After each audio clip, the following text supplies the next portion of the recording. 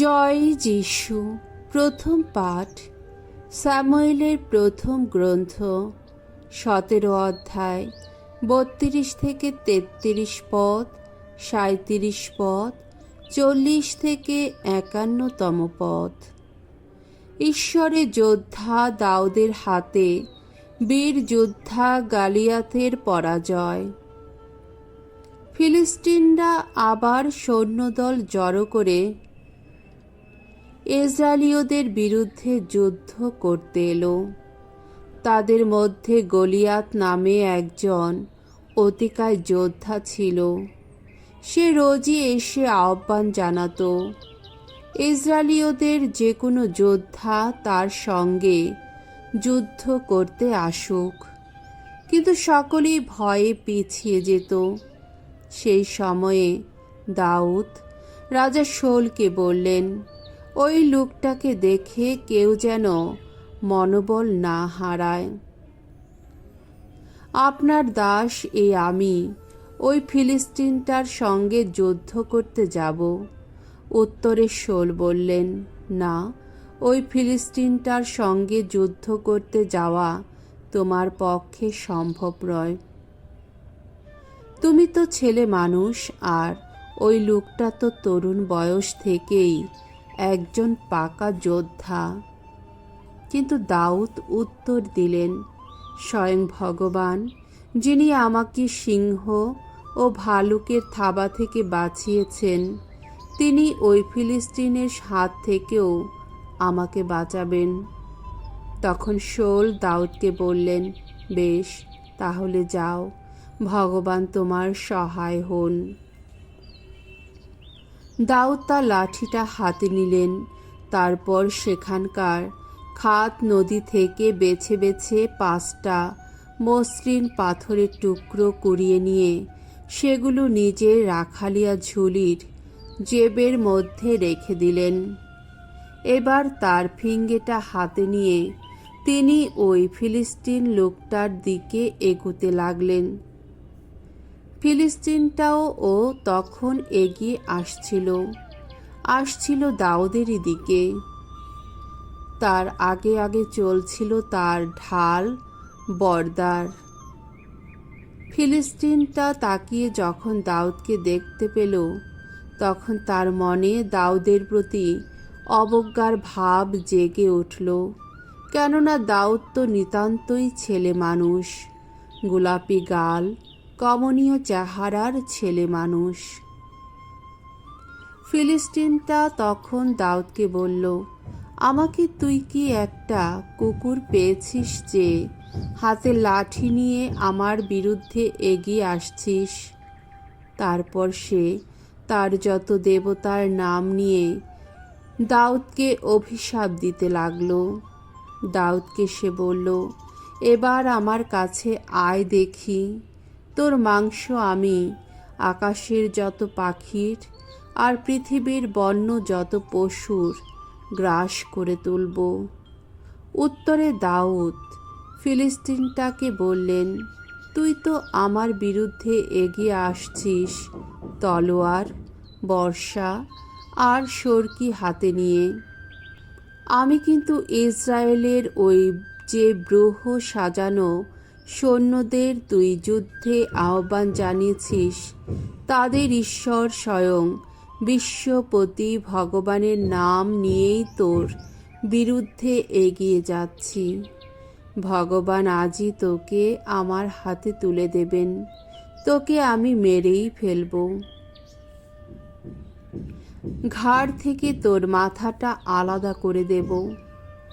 শোন, আজই আমি তোর আর ওই সব ফিলিস্তিন সৈন্যদের মৃতদেহগুলো আকাশের যত পাখির আর পৃথিবীর যত বন্য জন্তুর খাদ্য করে তুলব।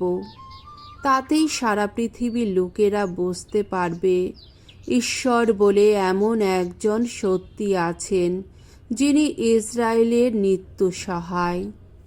তাছাড়া এখানে সমবেত সকলে এই কথাও বুঝতে পারবে যে ভগবান মানুষকে যে রক্ষা করেন তা তলোয়ার দিয়ে নয়, বর্শা দিয়েও নয়, ভগবান নিজেই তো যুদ্ধ নিয়ন্তা। তোদের সকলকে তিনি আমাদের হাতে তুলে দেবেন। ফিলিস্তিনটা যখন দাউদের মুখোমুখি হবার জন্যে আবার এগিয়ে আসতে শুরু করল, তখন দাউদও ফিলিস্তিনটার মুখোমুখি হবার জন্যে তাড়াতাড়ি শত্রুপক্ষের সৈন্য সারির দিকে ছুটে গেলেন।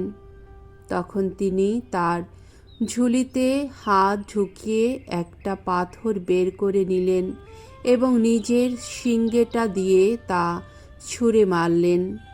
পাথরটা ফিলিস্তিনটার কপালেই আঘাত করল, কপাল ভেদ করে ঢুকে গেল। সে তখন মুখ থুবড়ে মাটিতে পড়ে গেল। এভাবেই একটা ফিঙ্গে আর এক টুকরো পাথর দিয়েই দাউদ সেদিন ওই ফিলিস্তিনটাকে পরাস্ত করলেন। ফিলিস্তিনটাকে তিনি ধরাশায়ী করলেন আর মেরেও ফেললেন। তার হাতে তখন কোনো তলোয়ার ছিল না, তাই ছুটে গিয়ে তিনি ফিলিস্তিনটার পাশে দাঁড়িয়ে তার তলোয়ারটা খাপ থেকে টেনে বার করে নিলেন। এক কূপে তিনি তাকে শেষ করে দিলেন। তারপর ধর থেকে তার মাথাটা আলাদা করে নিলেন। প্রভুর বাণী। ঈশ্বরকে ধন্যবাদ। সাম সঙ্গীত 144, 1 থেকে 2 পদ, 9 থেকে 10তম পদ। ধুয়ো।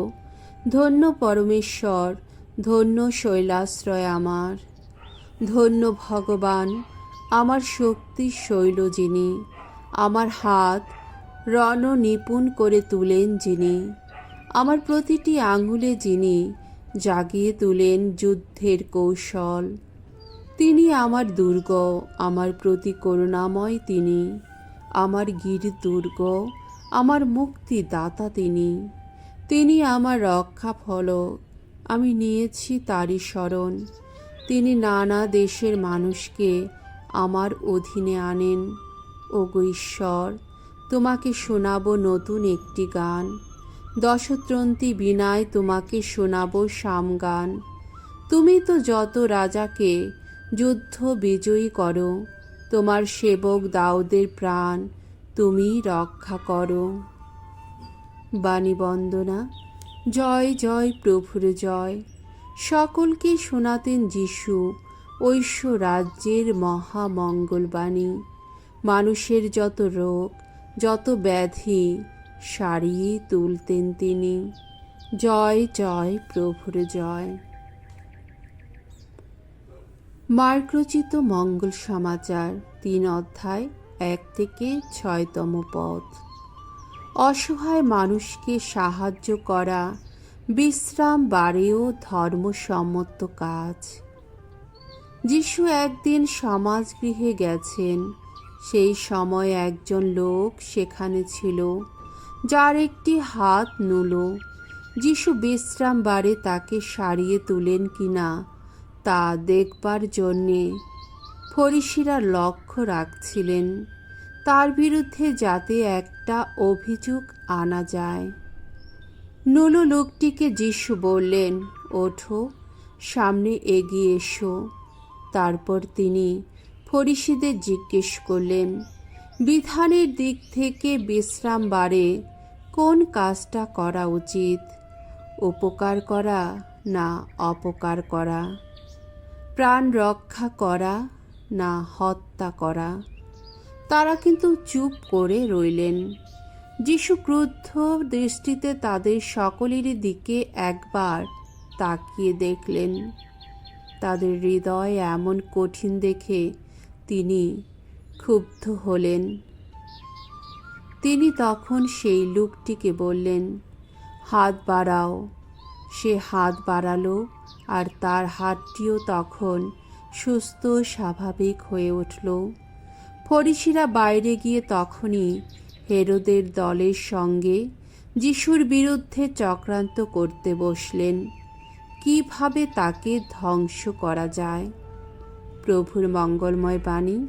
খ্রিস্টপ্রভু তোমার প্রশংসা হোক।